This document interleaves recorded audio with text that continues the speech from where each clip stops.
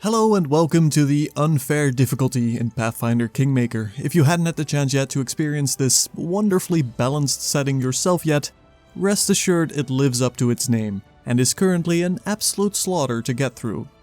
In the background you'll see footage of our continued attempts to traverse this monstrous difficulty, and I believe I can now, after many failed attempts, confidently state what the best build to create is in order to get past the initial part and biggest hurdle of our attempts at defeating this untamable beast. A few notes about the unfair difficulty. First of all, you are at a massive numerical disadvantage, and for the most part trying to defeat that numerical mountain is impossible. This means that your actual usable class pool is relatively small for this difficulty.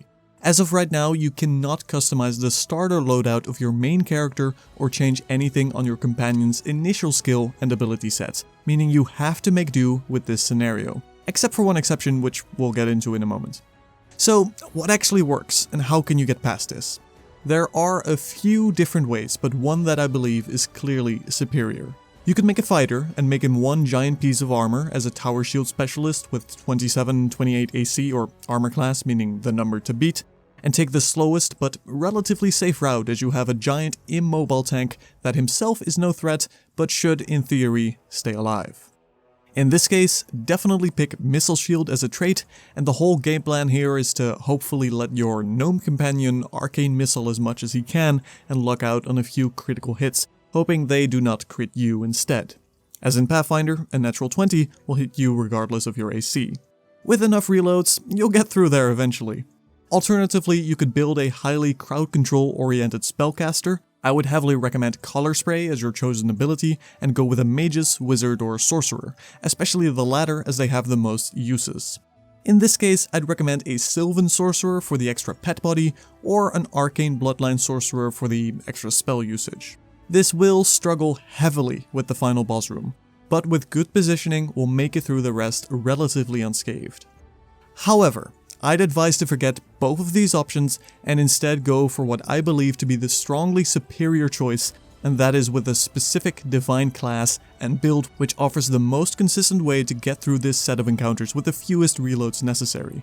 It has the smallest variance and can get you past the initial hurdles the fastest before you are granted more freedom to deal with this difficulty. For instance, it took me approximately 30 minutes with this build to get past the initial boss room. So, let's build this unfair destroyer. For race, you will likely want to go with human for the extra feat and more importantly, attribute allocation. It is not immensely important to pick human as long as you pick a race that can get the same attribute allocation. For your class, you ideally pick Inquisitor into Sacred Huntsmaster. Crucially, this subclass gives you an animal companion, which is an extra body and extra swings to dramatically reduce variance. The main deciding factor in this build, however, is picking a class that offers a deity and domain selection, so in theory, this still works with any Inquisitor subclass. Monster Tactician, for instance, is an alternative, albeit a lot weaker initially, because you have to take the time to summon, but this is a way to get a future summoning build working if you prefer. Or, say, a Cleric, although Herald Caller and Crusader will most likely not work out due to their domain limitations. For your deity selection, you need to pick someone who has access to the magic domain. One nice element of a deity choice is that it is essentially the only way to customize your early game loadout, which none of the other classes allow. This limits you to Urgathoa, which grants a Scythe doing on average 14 damage, Nethys granting a Quarterstaff doing on average 13 damage, or Asmodeus, which merely gives you an 11 average dealing mace, but if you're fine with reloading more often in the first fight, you can get a 13 average damage spear thereafter. You then of course pick the magic domain. In case you went with Cleric, you'll want to pick Nethys and pick the destruction domain second, as this is, along with the luck domain, the only way for clerics to get True Strike, which will be crucial in this part. Providing you're tagging along and picked Sacred Huntsmaster, you now select your animal companion, which will either be a boar or what I'd more heavily recommend, a Smilodon. The boar is the tankiest pet you can pick and has a good flat-footed AC, meaning he will survive and be a decent distraction, but the Smilodon has more potential with its 4 attacks per round, albeit he is far easier to take down. We then get to attributes, and you want to go with 18 strength, 13 dexterity, 13 constitution, 7 intelligence, 18 wisdom, and 7 charisma. As much as I hate to dump charisma, it, along with intelligence, doesn't do anything for your combat power, and luckily the Inquisitor's stern gaze makes up for the charisma deficiency. We want 18 strength in order to deal as much damage as possible. Wisdom goes into our spell slots, but crucially for this part is the hit modifier for our main attack, leaving us with enough points to get 13 dexterity for some nice feats in the future, and the rest into constitution for some slight sustainability. This particular attribute layout also sets this character up for potential multiclassing into a fighter especially, or a druid or cleric down the line. Skills-wise, I'd recommend athletics and mobility for combat purposes, persuasion assists in getting experience from dialogue checks, and perception is a solid skill to take as well. Then regarding feats, the only one you need to take right now is power attack, as this will give us a huge boost in damage, which is why the numbers I mentioned earlier were so high in the first place. This is by far the most important feat you can take to reduce variance in these earlier stages. Secondly, if you pick the human, you should pick dodge for more consistent survivability. For the Inquisitor spell selection, your main spell will be True Strike, which we'll keep for the boss room, and the second choice is a lot less important as we won't actually be using it until way later. But Bless is a solid pickup for the future, or Ear-Piercing Scream can help ever so slightly with guaranteed damage, though it likely won't do more than one. Now then, how do you actually play this out? Well, first of all, we'll be using the scythe so kindly provided by our kind patron, or whatever deity weapon you ended up with. With power attack on, this will maximize our damage output for a consistent opening. Because we picked the magic domain, we are given the ability Hands of the Acolyte for up to 7 times per long rest, the number being based on our wisdom modifier. Which is plenty to get us through this initial part, as of course we can't actually rest here. Hands of the Acolyte allows us to perform a ranged attack with any melee weapon with all our melee modifiers, meaning this immensely high damage melee weapon can now be used fully at range, and the hit modifier is based on our wisdom instead of our dexterity. Make sure to cast Guidance and Virtue. These are free, endless spells you immediately gain access to, and although they don't do much, it's worth buffing the entire party up as they last for 1 minute. Virtue giving you and anyone else you buff 1 more HP, and Guidance will grant you a +1 on your next attack roll, which is quite nice for our opening hit, which will always be Hands of the Acolyte. Because you will use this ability at range, it allows you to get the opening salvo in, meaning your enemy will use their flat-footed AC, which for assassins is a mere 15, allowing you to consistently hit them and one-shot them with your massive damage output, far more so than if you were to ever try to hit past their normal 22 AC. It's an easy setup to reload in case it does fail though.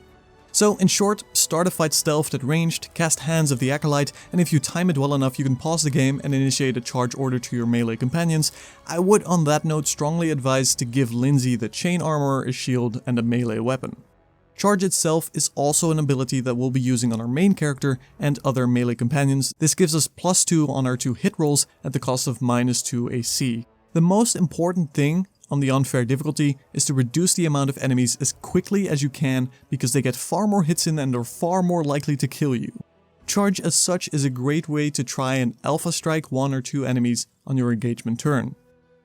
With our Sorcerer Gnome, you can quite liberally use his magic missile, the only attack he has that is likely to do any damage at all, as you will gain access to a wand of magic missiles after solving a puzzle later in this section of the game, and that should be more than enough to get you through all these fights, consisting of a total of 4 big fights, the boss fight, and then the wolf pack at the end.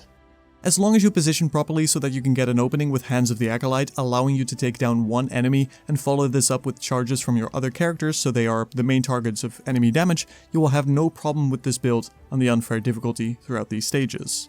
Once you get access to Jaethal, you can also give the scythe she uses to your main character, provided you end with Urgathoa, which has a +1 modifier to hit, making your opening slightly more consistent. You will also have access to Chainmail around this time, which you can give to your main character as well for a total of 19 AC, which is solid enough at this stage. Then finally, after you've dealt with the boss room, I'd recommend picking the lawful choice followed by the evil choice in order to get both Valerie and Jaethal. These are by far the most useful 2 companions for the upcoming, currently very unfair, wolf encounter, as anyone else is too slow to really do anything in time. Valerie will be able to hold her ground, hopefully, while Jaethal has a solid shot at hitting someone with either her scythe or your old scythe. They should hit. Then he's dead, 5.2. 1.6. He should not get a hit in. You can target him now. think you can move there without triggering attack of opportunity. Here. He can't move. Right? For the love of all that is sacred. You're gonna miss, Wolf. This will hurt. Why are you question marking? There's a wolf in front of you, hit it.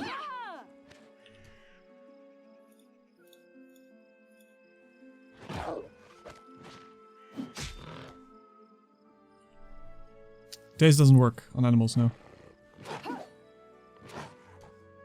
Come on, please. We did it! Before the nerf. Pre-nerf. Hey, did you know you could rest?